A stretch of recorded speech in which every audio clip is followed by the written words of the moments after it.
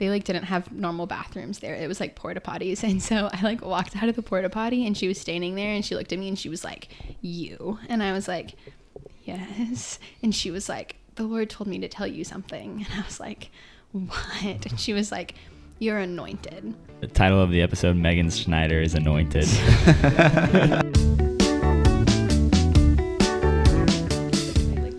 No, if you lean back, it won't hear you. It'll be fine. Yeah. Pretty good. Hey, ready to go? Okay, welcome back to another episode of Finding Zeal. If it's your first time here, I'm Cohen. This is Josh, my co-host. Yes. And we have another special guest on the podcast today. So, Josh, you want to introduce her? No. Awesome. Meghann is, oh gosh, that was way too loud. This is really unfortunate because I really didn't know that was recording that whole time. So. Yeah, it's been recording. Meghann Schneider is one of our best friends. She did Impact with us, and she is a big ag girl, big sheep woman. Farm girl. Yeah, Sure. I guess Meghann can introduce herself a little bit more. Yeah, also, I'm going to mention that Meghann is pursuing full-time ministry, correct, Meghann? I am. And so yes. this podcast is going to be a lot about that as well, and we're going to be asking her questions. But before we ask you anything, we have a couple questions that we always ask our guests. Right. Sure, you're probably aware of if you listen to our episodes. And by the way, this is our first episode that we're recording after launching our podcast. Yeah. So if you listen to some of our first 5 episodes, thank you for listening. It's been cool to see the little graph and numbers and stuff like that. And yeah, I don't know. Yeah, we've had 67 unique listeners. That's pretty cool. Dude, let's go. Let's go. I can proudly say I'm one of them. Yep. Megan's a loyal fan. So anyways, Meghann, as you know, we're going to ask you the question. What's your favorite cereal and how much milk? My favorite cereal, this is like super unpopular, but it's like the like Special K, but with like the little The yogurt strawberries? pieces. Oh. Yogurt They're pieces. so, it's like little like pieces of yogurt. I don't know. It's so good. And I like the like, that's like crunchy, but they're also kind of creamy. How much milk? I don't put like a lot of milk because I don't like it soggy, but I definitely like put enough to like cover the cereal. Is that the question? Like how Yeah. much milk? Yeah. Because Very I like fill it up. Yeah, Put a lot I of always milk. do a lot. See, I'm like not a fan of milk. So like I ended up wasting a lot Do if you I use put like a lot. almond milk or anything? For cereal, I use regular milk. Okay, good. But like I'm never going to be the person that like drinks the bowl after. Oh, Just- I always drink it. See, You that's waste what that. do. I never drink That's why the I bowl don't of put a milk lot. because I don't like drinking milk, but I love milk and cereal. Mhm. Whoa, you guys don't drink your milk? No. No, milk is Ah, kind of just so like by you're itself, kind of wasteful. gross. Exactly. That's what I'm I saying. figured an ag girl would like milk a little more. I support milk. I don't enjoy the taste of milk. That's Alright, fair. If that makes sense. I guess. Whatever. Anyways, next question is, when you were growing up, when you were like young in elementary, what was your dream job? What did you see So- yourself doing? Yeah. So I like grew up in the church, gweeched, if you will. Well, and you should explain what that means and not just say that. You're the one who said it. You made it up. So Yeah, gweech. I did not make it up. That's not my term. Gweech means grew up in a church household. Yeah, Or Christian. Christian household. So it's an acronym. Yeah. So you're like, I gweeched. I grew up in a Christian household. yes. Yeah. So I did that. Megan gweeched. I did. I gweeched.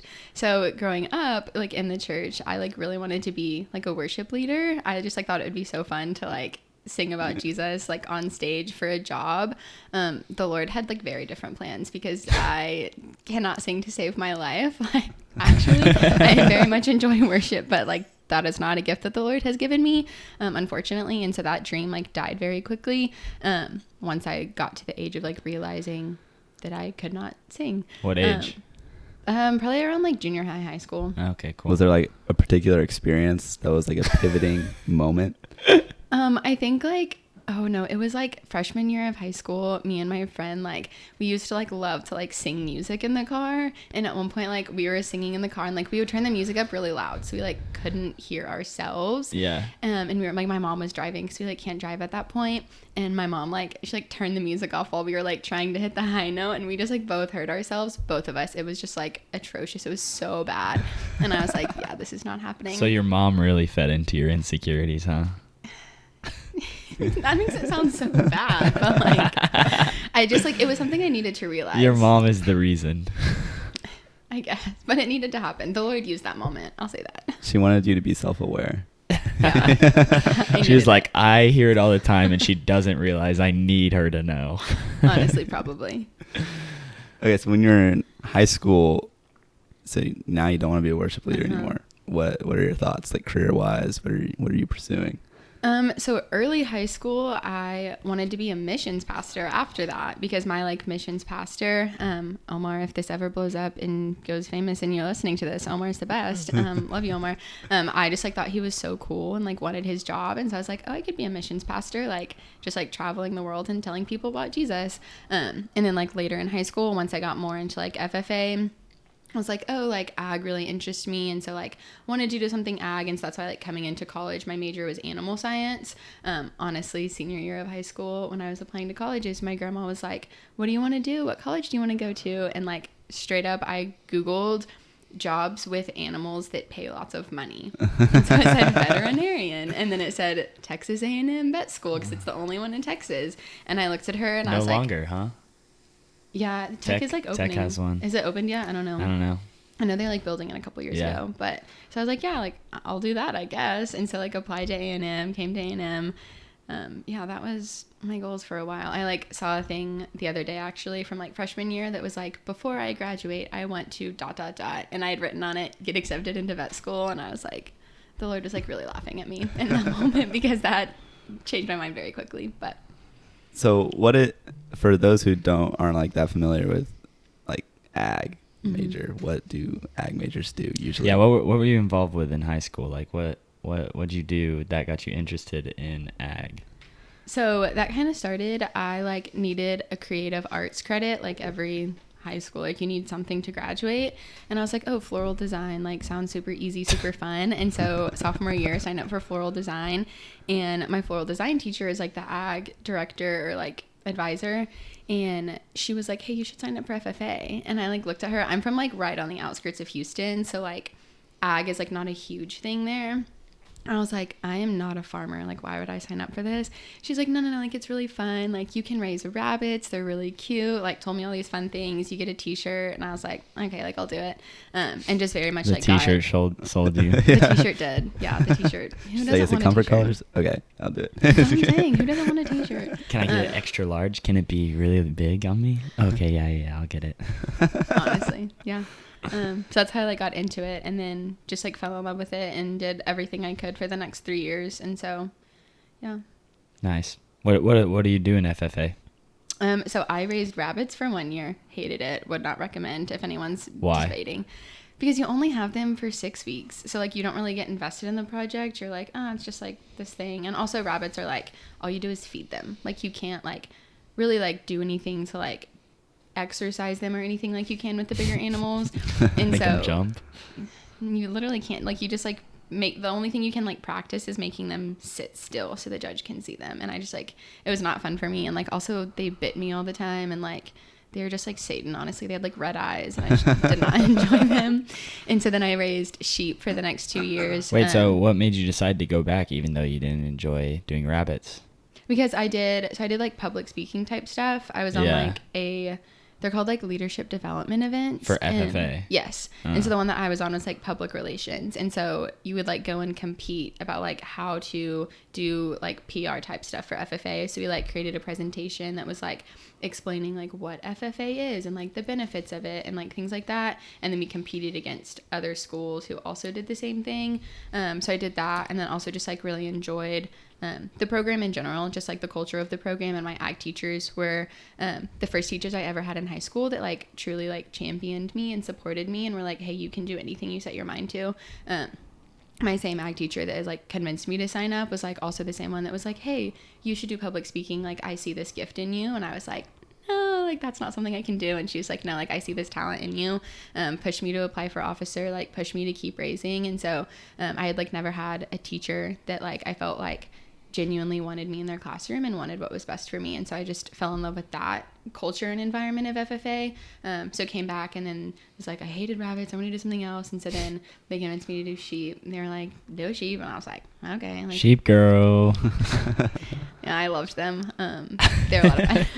My family is like still in it. My brother has 4 right now, and he's gonna sell one soon and get another one. And I don't know. That's pretty cool. Like that, but, Wait, yeah. so explain sheep. What do you do? So you get them. Everyone listening probably has no clue about this. Hey, Rush FFA, you guys, it's the best.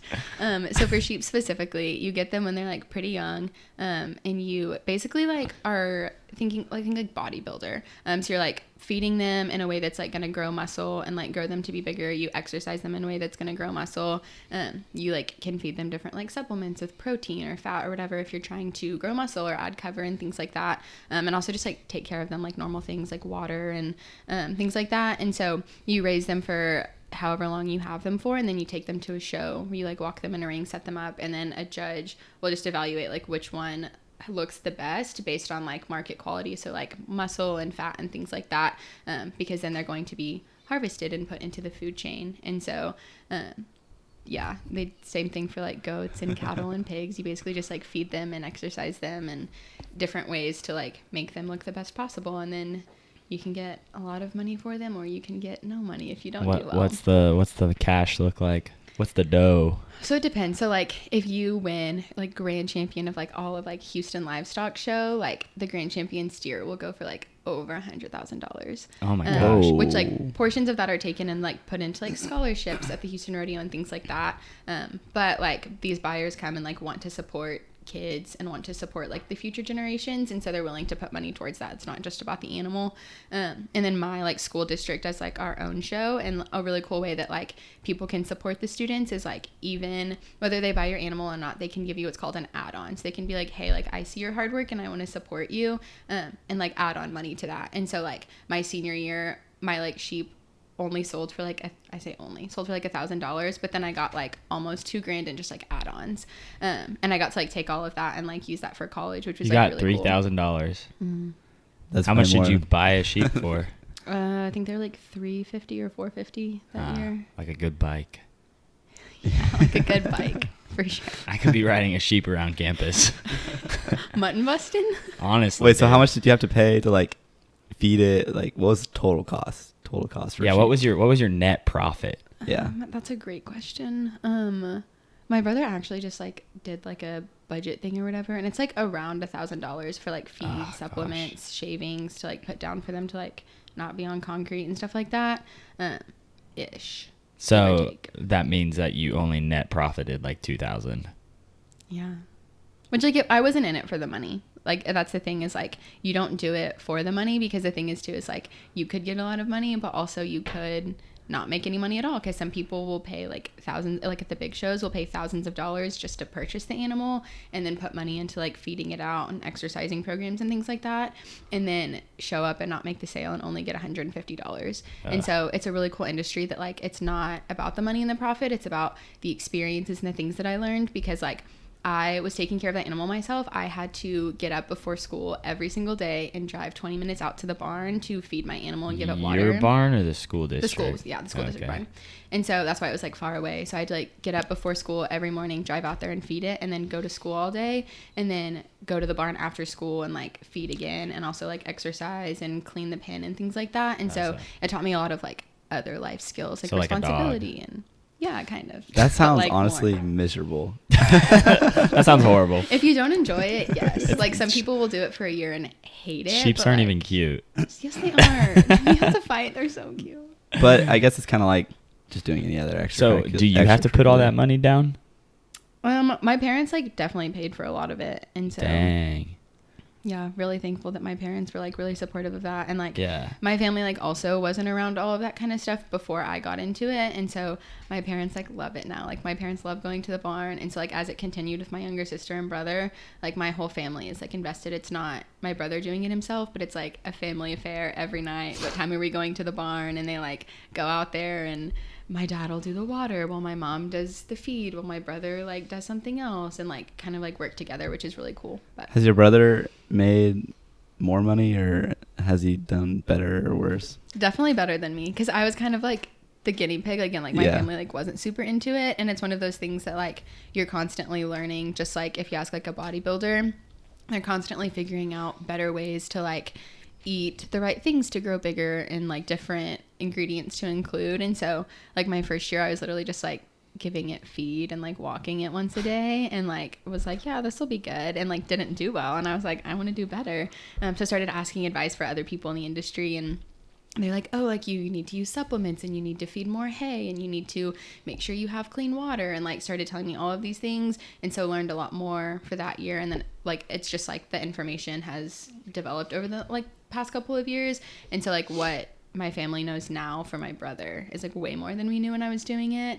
And so part of me is like sad, because like I wish I would have like had the opportunity to do well, but also I like love getting to like go and watch my brother show, because he works really really hard, and like getting to see him work really hard in the barn and then like walk into the show ring and like come out with a ribbon or a buckle or an award, even though it's like not me that's getting that, and like I wish I would have won more when I was in high school.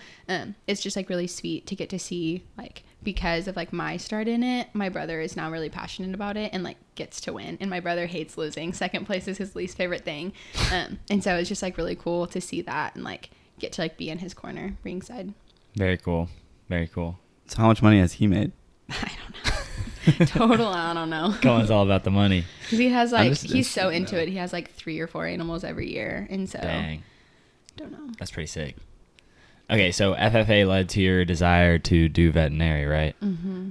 What? So it was kind of, you weren't sure, and you just decided because it was money. Okay, and then you came into college and started doing it. Like, what did that look like? What did class look like? And then like, what made you decide that it wasn't for you?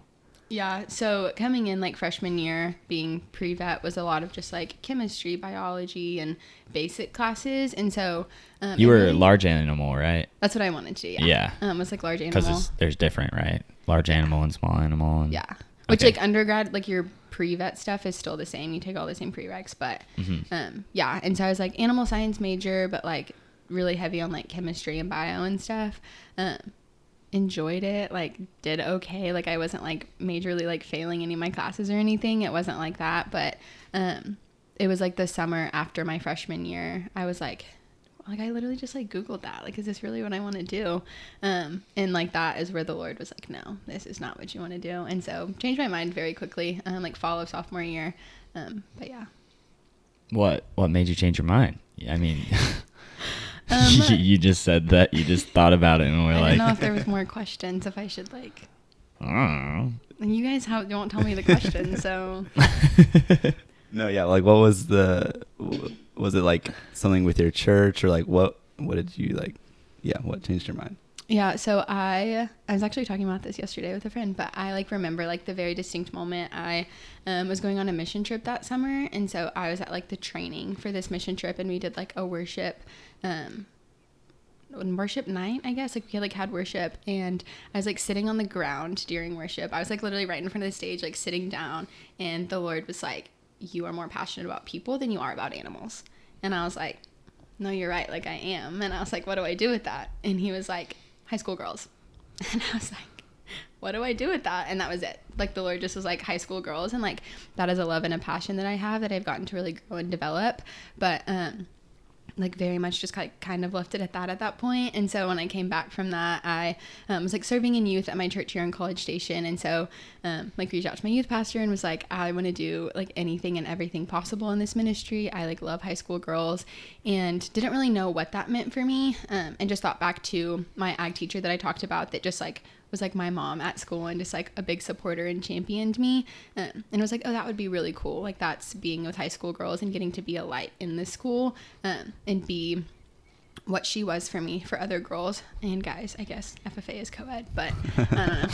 And so, can change my major from like animal science to like animal science production. So it focused more on like industry production more rather than like biochems and microbio and all of those different disgusting things, honestly. And so my major is like still animal science. I still get to take a lot of like really fun random classes, but was pursuing like teaching for a while until honestly this past summer. Was on another kind of mission trip. I was doing a missions internship, and again had like another moment where I was just like sitting with the Lord and was like, I graduate in a year, like I have no idea like what I'm actually doing. I'd like been feeling this call to ministry for a little bit, but like wasn't super confident in it, like hadn't heard like an absolute yes from the Lord.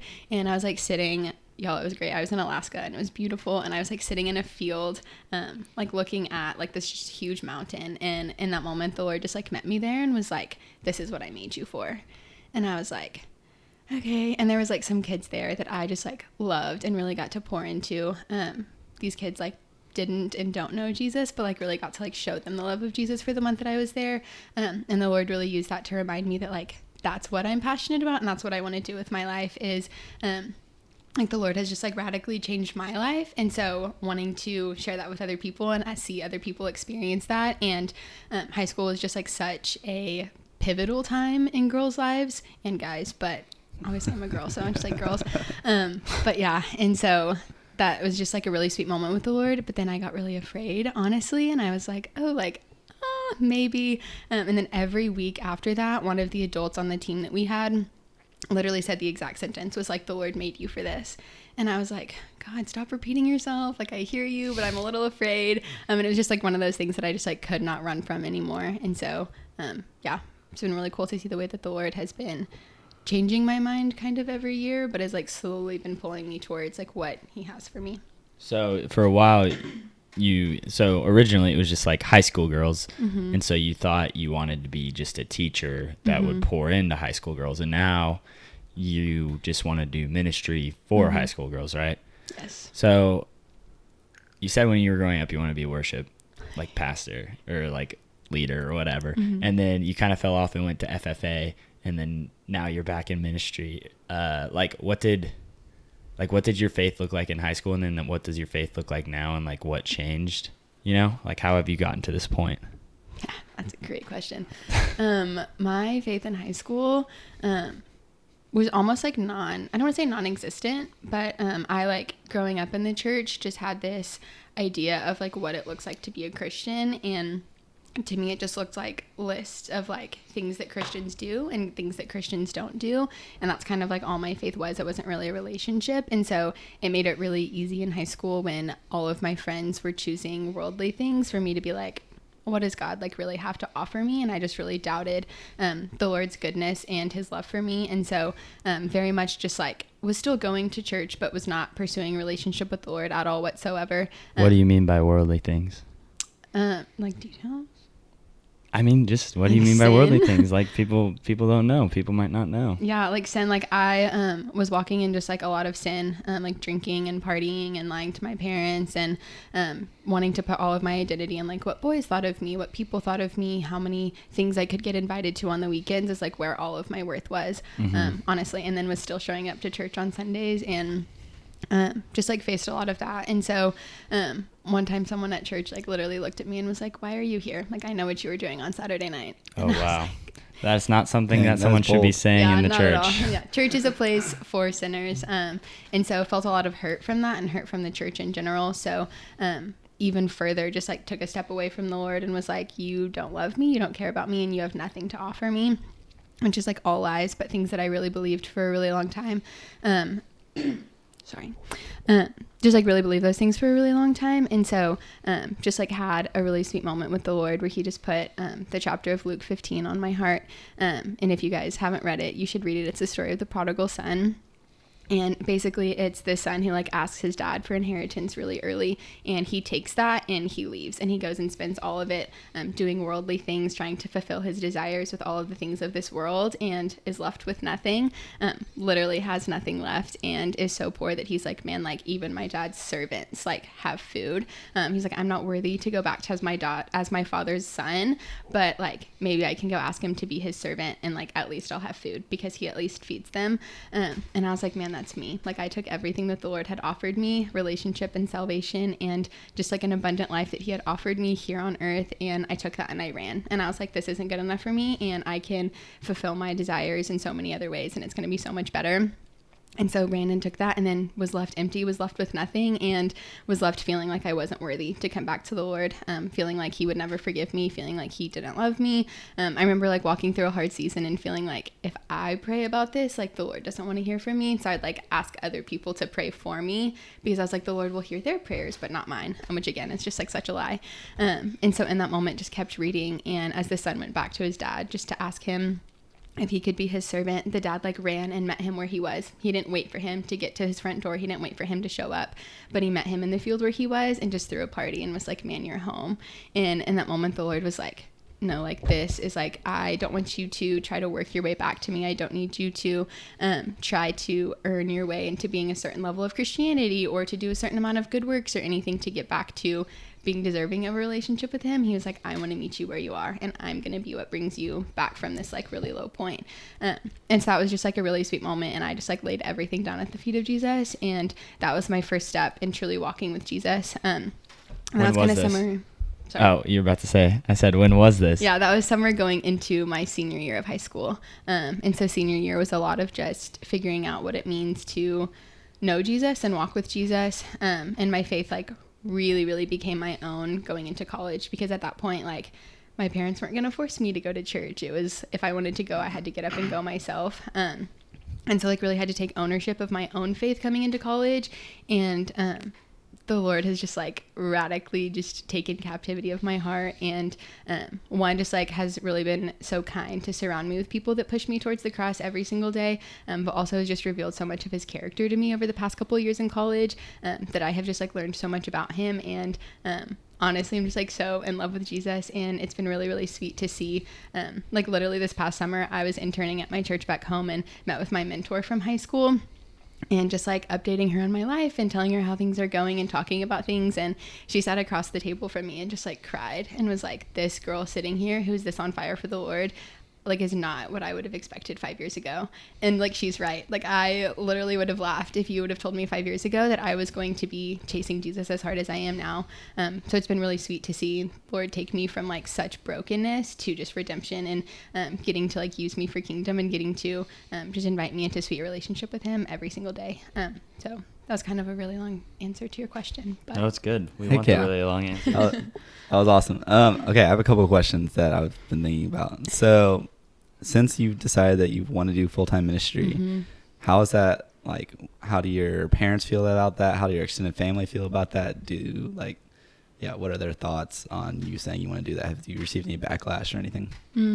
I think just depending on, my parents are very strong believers. My dad was actually in ministry for a couple years after college and in college. And so his reaction to that was like, man, I'm kind of jealous of you. Like I miss getting to do ministry. And so it was really sweet. And same with my mom. Like they love the Lord so much, and so are really supportive in, if this is where the Lord's leading you, then like I want to see you thrive in that.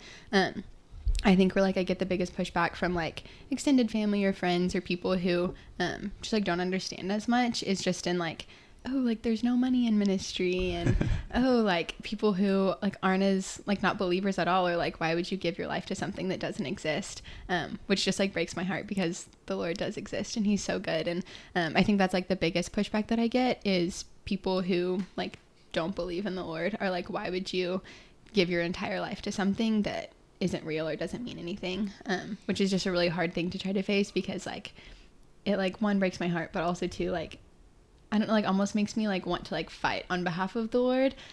He doesn't need me to fight on his behalf. He fights on my behalf. But just like also trying to meet those people with grace and not be aggressive about like, support me. Like, this is what I want to do. And like, the Lord does exist, and like stuff like that, if that makes sense. But how do you like handle that?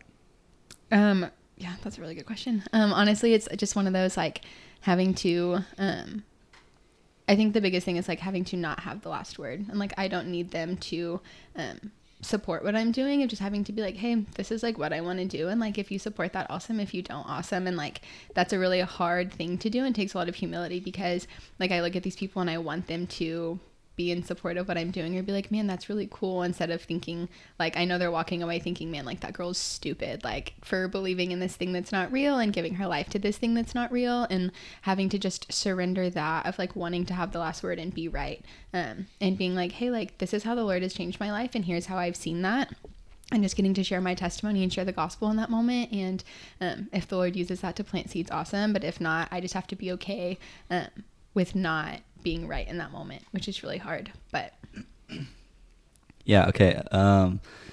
This is kind of, I don't know if this is like a taboo question to ask, but I'm gonna ask it anyways. Do you have like a rough idea of how much you would get paid doing ministry for full time for like a year? On, you know what I'm saying? Like, like literally how much no would idea. you make to like would you make enough to like pay for rent and pay like how much? Because I don't think anybody really, not that many people know how much people who do ministry make, or do they make any money, or like are they funded, like supported by other people, or what's the thing? It really depends on like, because honestly, like I also have no idea like where I'm going or what I'll be doing in 9 months when I graduate. So it depends on the church and just like the area and the size of the church and things like that. I feel like it's a pretty wide range, honestly, probably. I honestly don't know. I haven't looked it up. That might be like a fiscally responsible thing to do, but I just like haven't. But like anyone I know that like does work in ministry, like they're not like living on the streets under a bridge. Like they do are able to like live and like survive comfortably. And also like I know that the Lord is like a good God and a God who provides. And so if this is something he's calling me to, he's not going to call me into this and be like, fend for yourself and have fun. But like he's going to provide and like meet my needs and provide for me. Even if that doesn't look like being a rich stay-at-home mom, which was also a career goal of mine at one point in life.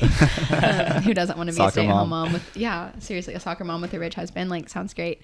And so like I just like have a lot of confidence in the Lord and his character and just his faithfulness, and that he will provide for me wherever that looks like, wherever I end up. I don't know. I just have like a really strong sense of security, which like might be kind of dumb of me to be really secure in the fact that I have no idea what I'm doing in 9 months, but I'm like, oh, God's got it. But also I just like know that the Lord will take care of it, and the Lord will open doors and provide opportunities and be who he is. He's a good God. A quick Google search told me that the average salary of someone in ministry is $51,000. I think that was pastors. Yeah, but that's pastors. But I mean, it's average. It's probably a pretty wide range. It obviously said it depends on like the church size, and like there's outliers, and yeah, so 51,000 is what it said. Yeah, that is pastors. But yeah.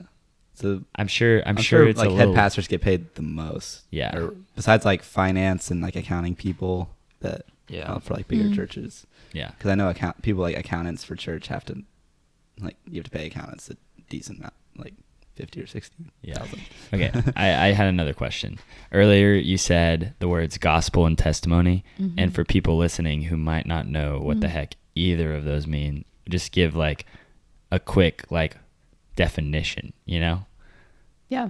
So my testimony is just the story of my life. Everyone has a testimony and everyone's are different. And it's literally just the story of how the Lord has taken you from death to life, and the things that you've been through, and the way that the Lord has redeemed those things. And so I kind of basically shared mine when I talked about where I was, how I met Jesus, and where I am now. So that's basically just what a testimony is.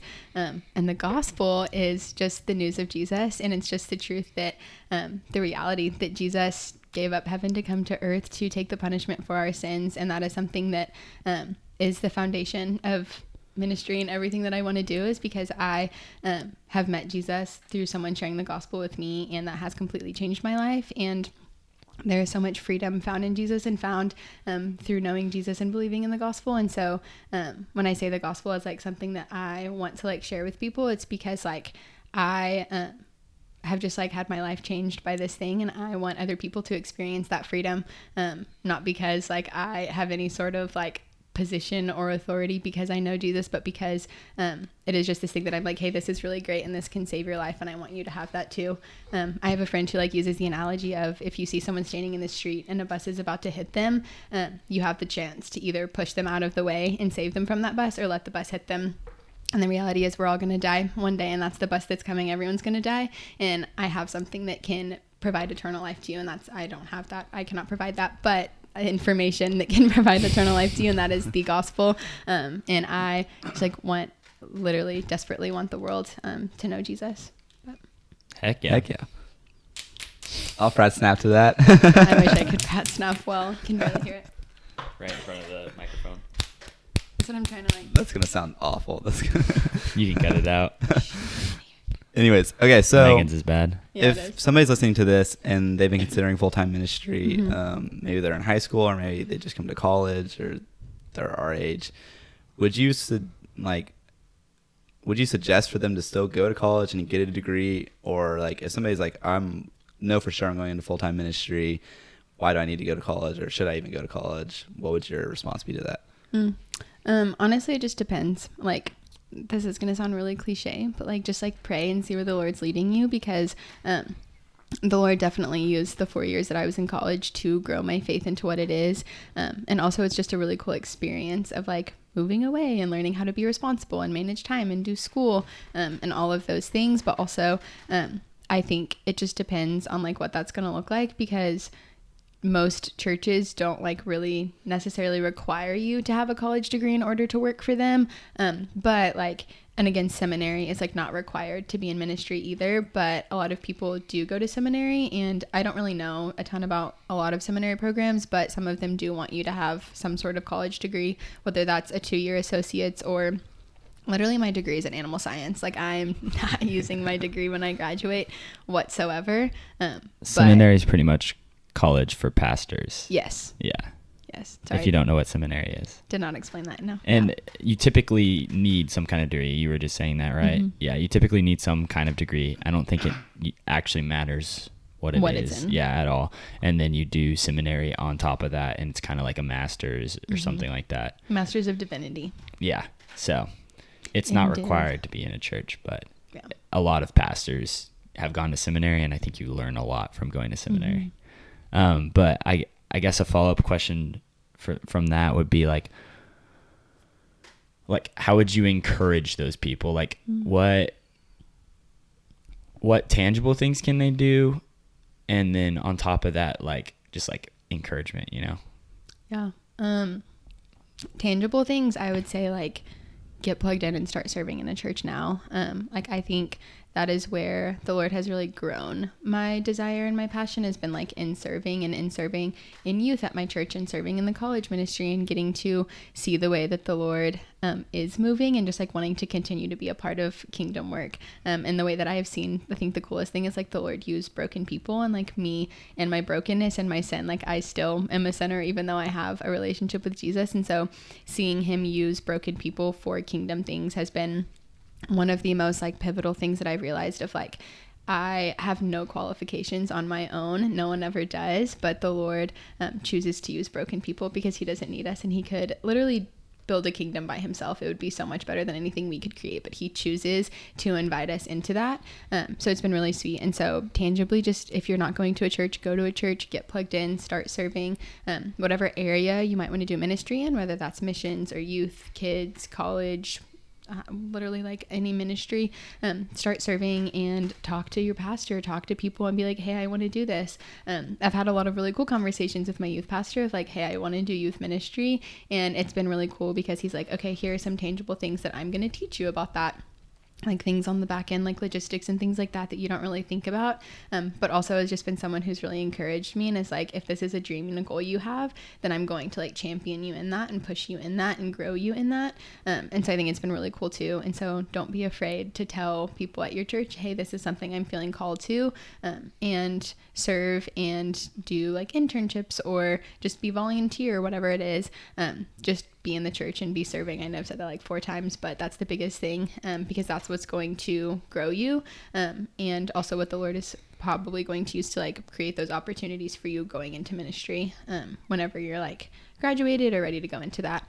An encouragement, I would just say like that's so cool that if you're feeling the Lord that has called you to ministry, like that's awesome. And I think the biggest lie and insecurity that I faced is one, that like I'm not good enough for that, and two, like doubting myself to discern the Holy Spirit in that of like, oh, did he really say that to me? Like, I don't know, maybe I'm just making that up. And so one, like trust yourself and the Holy Spirit that lives inside of you. If you know Jesus Christ, then his Spirit lives inside of you. And so trust yourself in discerning that. And two, you're right. Like on your own, you are not enough and you are not qualified. No one is. But if this is something that the Lord is calling you to, then he is going to equip you and he is going to use you in your brokenness. And so don't let the enemy ruin what the Lord is doing in your life. And know that the enemy is going to come for you, because if he knows that the Lord is using you and is going to use you, he doesn't want that. He wants to stop that in any way possible.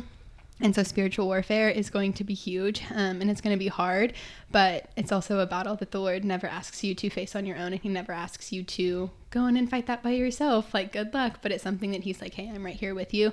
I'm in the trenches and I'm fighting this with you. And so, yeah, just be prepared for spiritual warfare, but also have confidence in God, who is steadfast and who is good and is in a warrior who fights before you. Very sick. Yeah. I'm reading another question here. You did something called the World Race. What is that? So the World Race is an organization that sends mission trips throughout the world. And so they have a bunch of different programs. They have the 11 and 11, which goes to a different country every month. So it's 11 months and you go to 11 countries. They have like a gap year program for college age students, which is a 9-month program. I think they go to 3 countries and I think they stay for 3 months, or I don't know if they one of my good friends actually did the 9-month track, and I think she actually ended up in 4 countries just because of there were some weird things that went on. But yeah, it's pretty cool.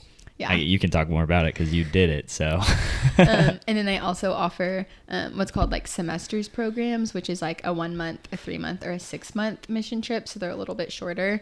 And so I, like summer after freshman year, was like, oh, I'm working at camp for half the summer. Like, what am I going to do for that other month? And I don't remember how I came across it, but came across one of their ads for their 1 month and 3 month programs for the summer. And I was like, oh, that'd be pretty sick. And so found out like very last minute about it. Like it was like probably like February and applications closed in March. And so I was like, oh, like I'll apply and see what happens. This is when you were thinking about full-time ministry, right? No?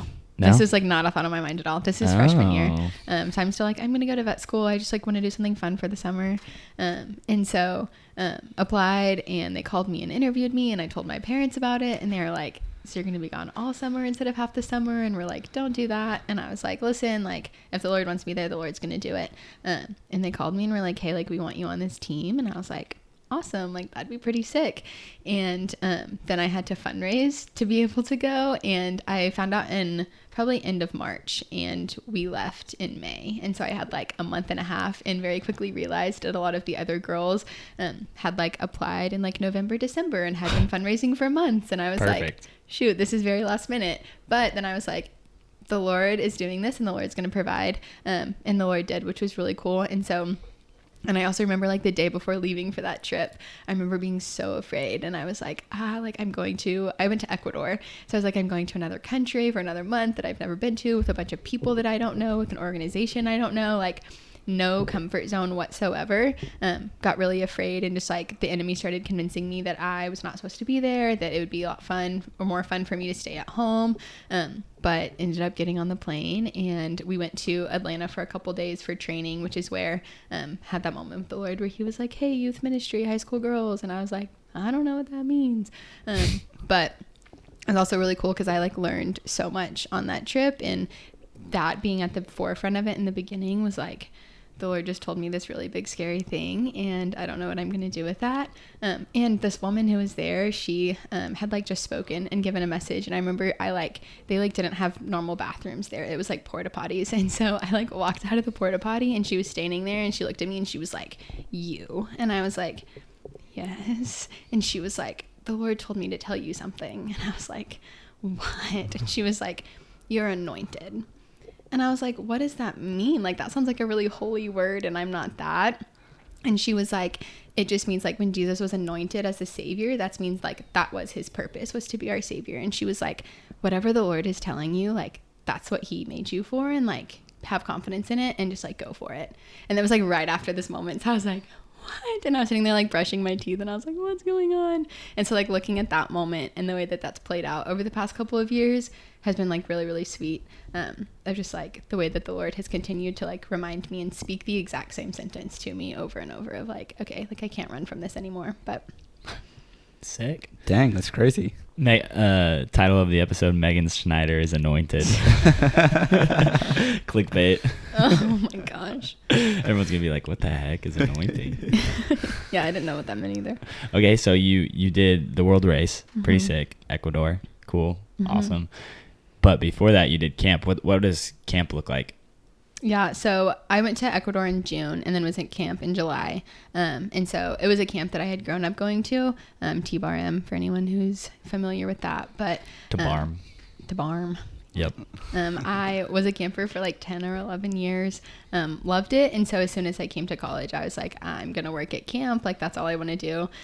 Literally like so many random dream jobs that I have. But when I was a kid, I was like, I'm going to be a camp counselor for the rest of my life. Just like didn't really have a concept for what that actually meant. And so, and like I remember like my first day, like the first day that they like opened the gates and the campers are driving in, I was like, I wanted to do this for so long. So it was just like really, really cool. And camp is hard. Camp is really challenging, because 24/7, like you have to be, I guess 24/6, so you have 24 hours off in the week. But you have a 12-year-old that wakes you up at 5 o'clock in the morning telling you that she peed the bed. You have to wake up with so much grace and kindness and be like, I will go wash these for you right now at 5 o'clock in the morning, and just constantly be for your campers. And it's truly a very humbling, like die to self type experience, because you're tired, you're exhausted, you're hot. It's hot out there. Summer in July is just like not a fun thing. It's not kind. Yeah.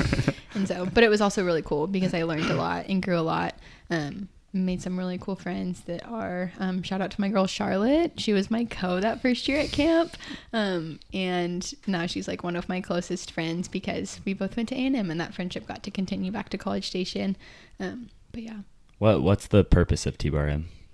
It is a Christian camp that is just for kids to come and have fun, but also learn about Jesus. And so everything is very centered on Jesus and the gospel and the story of who Jesus is. But also it's just fun. Like there's fun activities, there's competitions. They put you on 2 different teams, Alpha, Omega. Any T-Bar-M listeners, Omega is definitely the better team. Been in Omega for like 15 years now. My cousins went this year for the first time. They're like 5 and they got put on Alpha. And I was like, this is really unfortunate. That's brutal. Yeah, it was betrayal. Tough. Yeah. Dang. So, okay. As final like words of wisdom from Meghann, if you had to pick like one thing to like suggest for somebody to do in college, like whether that's camp, a world race, like going on a mission trip, getting involved with youth, like what would be like your top suggestion? Like what's been, and I would say do it for 2 different people, a person considering ministry and then someone who has no clue about Christianity or has heard about it or wants to experience it in some way. What would you encourage the person that has no experience or like barely any? And then what would you encourage the person that like wants to go into ministry? Yeah. It's hard to pick like one thing because there's so many really cool things. Things that I've gotten to do that have been really cool, but also things that I haven't done that other people have done that are really cool. And so to say like one thing, this is going to sound really cliche, but just like get plugged into a church, because that's where the Lord is going to provide opportunities, whether that's serving, whether that's leading. A lot of churches will take mission trips and things like that. I wouldn't say like one is like better than the other, whether that's missions or camp or internships or just serving in the church. I wouldn't say like one is like better for ministry experience than another. They're all great. I'm really thankful that I've gotten like a wide range of those opportunities. But like I wouldn't say that there's like one that's like gonna set you up better for ministry or be a better experience, especially like in the ways that the Lord's gonna use you, because things that I'm passionate about and enjoy are gonna be different from someone else, and like that doesn't make me better or them better. It is just like the Lord has gifted us in different ways and made us passionate about different things. And so I would say for like someone who's like considering ministry, just find what breaks your heart and what you're passionate about, and then figure out how to do that. Literally Google it if you have to, how to do youth ministry, how to do missions ministry, like literally just find a way, and just like ask the Lord, honestly, just ask that he would provide opportunities and lead you where he has you, because freshman year, looking at what college was going to look like, I had a lot of plans, and the Lord probably like laughed at me because a lot of those plans are things that I ended up not pursuing, and the Lord led me to different things, but I'm so thankful that he did. And for someone who has like no connection to Christianity, if you like aren't a believer or considering it, anything like that, I would say honestly the same thing of just like find something that you are passionate about, because everyone is passionate about different things, and so figure it out, what it is that you are passionate about, and then find a way to do that. I think what's really cool about A&M specifically is there are so many organizations, literally the Cupcake Club. Like if you're passionate about cupcakes, you can be in the Cupcake Club, like so many random things. One of my cousins is like really into like cars or something like that. There's apparently an organization on campus that like spends the year like building some kind of like car to go like drive it and destroy it at like some competition. I don't know, I was really confused, but he was really excited about it. And so just find something that you're passionate about and then figure out how to do that thing, because that's what's going to make college enjoyable and college worthwhile, and college is going to be something that you can look back at and be like, man, I grew and I learned so much because I was doing what I was passionate about, rather than like random fun things that like you aren't really going to care about in 10 years. Yeah. So what about for the person that wants to experience Christianity for like the first time, or what would your suggestion be? Yeah. This is going to sound really scary if you are not a super outgoing person, but be bold and show up to a church. I think, when I was in high school, I really saw church as like an exclusive place for Christians to belong. I never felt like as a sinner or as someone who like wasn't walking closely with Jesus that I could go. And now being in the church and now being like on this side of it too, and like serving in ministry, like I like desperately want people to come to church who want to know Jesus. Desperately want lost people to be coming to church. Church is not a country club for perfect people. It's not a country club for Christians. It is a place for sinners. It is a place for the lost, because we're all sinners. And it is a place that if you find a church that is a good church, they're going to want you there, no matter what your past is, no matter what your burdens are, no matter what you're carrying, no matter where in life that you are. If they are a church that is based on the Bible and is based on the gospel and is centered on Jesus, they want you there. So be bold and show up to church and shake someone's hand and say, hey, this is my first time here and I'm really interested. And I know that sounds really scary. If that is like not your personality, it's not mine either. But I think the enemy doesn't want you to show up to church, and so he's going to tell you anything that he can to tell you that you don't belong and that you're not wanted and that you're not capable of going. So don't let him win. Show up and walk in the doors and let the Lord take care of the rest, because like I said in Luke 15, like he doesn't expect you to figure it out by yourself. He wants to meet you wherever you're at right now, and if that's at a place of not knowing him at all, great. He doesn't look at you any differently. He wants to meet you where you are, and he is going to be what brings you from death to life. And you don't have to get there by yourself, and you don't have to figure it out by yourself. He never asks you to figure it out by yourself. He asks you to just come to him, and he will take care of the rest. He will take care of the heavy lifting. He'll do the hard stuff. All you need to do is just literally whisper yes, is what the Bible says. I don't remember what verse it is. It's like all he needs is our whisper of a yes. And so even the slightest just step in that direction, he will take that and he will multiply that and he will use that. And so, yeah. Heck yeah. Awesome. Well, thank you, Meghann, so much for coming on to the podcast. Thanks for having me. It's been a really awesome pleasure. Yeah, thank you. We've been planning this for a while. Yeah. But now, on to the final segment of the podcast that we always do. Quirky careers. Ooh. What do we got today, Josh? All right, guys. There's this guy who is a guy that for his job, he watches paint dry. What? Paint? Yeah. He actually gets paid. Why does he get paid to do that? So I actually believe he did this straight out of high school. And a company, I believe, he actually wrote an article about it. We can like put the link in the description or something. It doesn't say what kind of, he gets requests from different companies asking for a paint to do certain things with certain specifications and drying cycles. And then he has like 5 or 6 samples, and then he watches them for like, I think it's like 6 hours or something, and he says it's not boring. I don't know if I trust him, but he like says it's not boring because he watches for like cracks and ripples and bits in the paint and defects and stuff like that. And there's this whole article about how he just watches paint dry. Yeah, he says, I don't find it boring because I'm not just sitting there. I'm looking for something even when I'm watching the paint dry. So wait, how much does he get paid? It doesn't say in this. It says he says that he makes a good salary. So I'm guessing, I don't know. He doesn't have a college degree, so I'm guessing Maybe like 50, 40. I don't know. I guess I don't want to just throw numbers out there, but that's what I would guess. That's crazy though, watching paint dry. And his name is Matthew Risbridger. Matthew Risbridger. And it's like a chemistry thing, right? Like is it chemistry related? Like, does he have to know about chemistry or no? I don't know. I don't even think watches, so. I think he like, just watches He it. literally just watches it and Yeah. analyzes it. He's Dang. 21, and it's for Aquatech Coatings in Wrexham, Wales.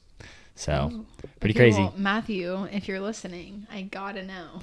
Can you actually see the cracks happen? Like it says he's like watching for like cracks and things. Yeah.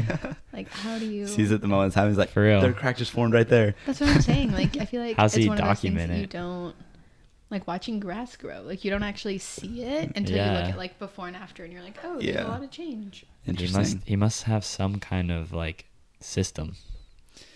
Anyways, I think that's going to do it for the 6th episode of Finding Zeal. Yeah. Ooh. Thank you, Megan, for coming on. It was Thank awesome. y'all for having me. Yeah, thanks, Megan. We'll, I guess, like post about it on Instagram and stuff. And so. Yeah. We'll hype it up. Anyways, it's been Cohen, It's been Josh and thank you for watching Finding Zeal. We always mess that up. The video just coming.